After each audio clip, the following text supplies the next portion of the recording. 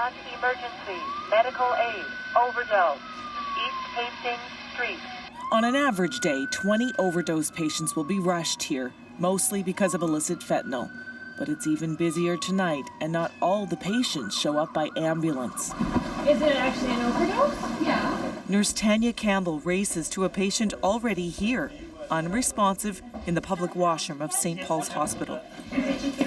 Somebody grab the oxygen, please. Wakey! She had Narcan times 2 from the Narcan kit. You overdosed. Come on in, sweetie. Lay on your side. I'm going to take you to emerge. She just got discharged from upstairs and needed a hit while waiting for a taxi. I always people say somebody's overdosing in the bathroom. Her friend didn't inject as much, so was able to give her naloxone, the shot that reverses the effects of opioids. Both of them did a hit, and the one who was the friend noticed that her friend had gone down and decided to use her own personal Narcan kit to try to save her friend's life. She says, well, when you fix, don't do it all, just put half in. I said, okay, you too, but she put it all in, and she went under. 62-year-old Jerry Platko says it was the first time she'd ever used her naloxone kit, which are free for drug users in Vancouver. You know, I took this out, right? And then you take the needle, put it right in the muscle. And I know I have to wait 3 more minutes. If she doesn't retrieve, I can put the second one in, right? And that helps, right? I start bringing her around the second shot of Narcan. Placco knows what her friend is going through because she overdosed herself in the same hospital 3 days earlier. They told me if I wasn't in the hospital and did it, I would have been dead, right? My heart stopped and everything. They Narcan me right into my leg, right? But I wasn't reacting, they said. But you know the strange thing about it? I could hear them and see them, but I was dead. They said my heart stopped. I could see the monitor going, do, do, do, do. She recovered, used again, and knows there's no way to be sure she won't OD again. It's scary. There's a lot of heroin out there. It's really strong. How are you feeling? You okay? Do you remember what happened? Dr. Kevin Nemeth checks in on his patient who can barely keep her eyes open. And we'll just watch you until you're a bit more awake. And we have a rapid access addictions clinic that's running Monday to Friday. You don't need an appointment. You can just go during their hours if you're interested. He says with carfentanil now on the streets, the much more potent opioid that's supposed to tranquilize elephants is a game changer for emergency medicine. One of the things that we're quite concerned about with something like carfentanil and even fentanyl is that we're seeing cases where before a single vial or a single dose, a standard dose, has been more than enough.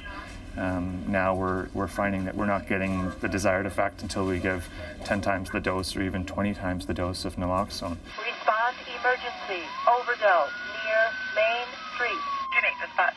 Their next patient is a middle-aged man who overdosed on what he thought was cocaine and heroin, but was more likely fentanyl. It's almost in everything now. Paramedics and nurses work together to figure out what he took. Oh, a friend said the other? I did coke earlier. That's what you know you did. Oh, yeah. Yeah. Could be anything, but that's what you know you did. Yeah. He won't be discharged until he gets a naloxone kit and training on how to use it. Flick it, crack it, draw it up. So if you feel yourself or myself getting too sleepy, yeah, you're gonna first thing, call for help. This is only buying you time to get to the hospital. Right. Nurses and doctors at this hospital have reversed thousands of overdoses this year alone. In fact, on the last Welfare Wednesday, it was so busy, this machine, which holds all the medication, including naloxone, was nearly empty. They had to call for an emergency delivery from a nearby hospital. Overdose. Near Columbia Street. I was dead for 10 minutes. Alexandra Laviolette has no idea how much naloxone it took to revive her.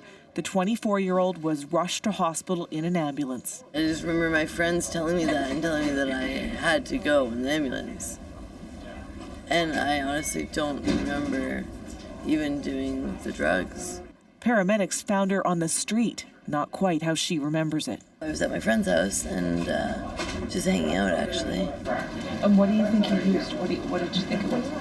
Well, I suppose it was heroin that had been rather laced with fentanyl, or actually just very pure heroin.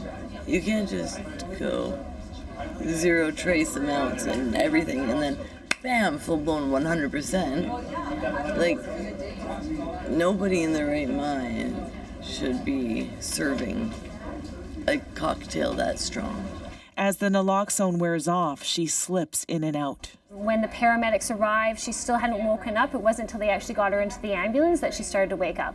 And then as you've seen her now, she's awake, she's alert. But it doesn't mean that she'll go back. She could possibly go back down. So that's why we're going to keep an eye on her. She gets an egg sandwich and a glass of juice on a hard resin chair where overdose patients must sit next to the emergency entrance. Not getting a bed or privacy doesn't seem to bother her. Nurses watch her for a few minutes, give her a donated winter coat, and she's out the door, back on the street, likely to return. You really never know what's mixed in whatever you're taking. You might think it's a high, but you could end up in with us having a tube down your throat, and not being able to breathe on your own. Tanya Campbell says watching the same people come back again and again is overwhelming. Can we get you to come off the stretcher? But she always has a smile and a kind word for all her patients. Do you worry that there's going to come a time where Narcan's not going to work because of whatever people are taking is just too strong? I think that's definitely a fear that all of us have as healthcare workers, is one day we're not even going to be able to even try to save these people. And we're going to have, a horrific amount of people dying on the street because they're not quite sure what they're taking. Have you had the same person come again and again? Oh yes. Yesterday we had someone come back 7 times in one day, getting Narcan in the community or here every single time. It can get overwhelming. It can get to the point where you're just like, why are we doing this? This is getting too much. But at the end of the day, when I actually saw him at the end, he's like, I really need to do something about it. So occasionally you can break through and you can find that one moment. So you just hope. I do not have to go in that hospital. Okay. But another man who overdosed yesterday is back, so high he fell down in the ambulance bay where Dr. Nemeth and paramedics try to coax him back inside. So you're having chest pain, right? He's not having a heart attack. His chest pain is from bruising left where paramedics performed CPR the day before to save his life after he overdosed. You just fell over, okay? Listen, we're just trying to make sure you're okay. I'm fine. He leaves before the hospital's social worker could refer him to addiction treatment, which Nemeth says is the biggest missing link in BC's response to the fentanyl crisis. We have a significant difficulty getting patients who are interested in drug and alcohol rehab. There's often a significant delay. So what we feel that does is put patients at risk of a relapse. As his shift ends, he is grateful every single overdose patient survived tonight. They don't always. This is Vancouver Rescue 7, over. 7 is touch. Be advised, you can tell ambulance this is not a pedestrian struck, this is an overdose in the middle of the road, over. Natalie Clancy, CBC News, Vancouver.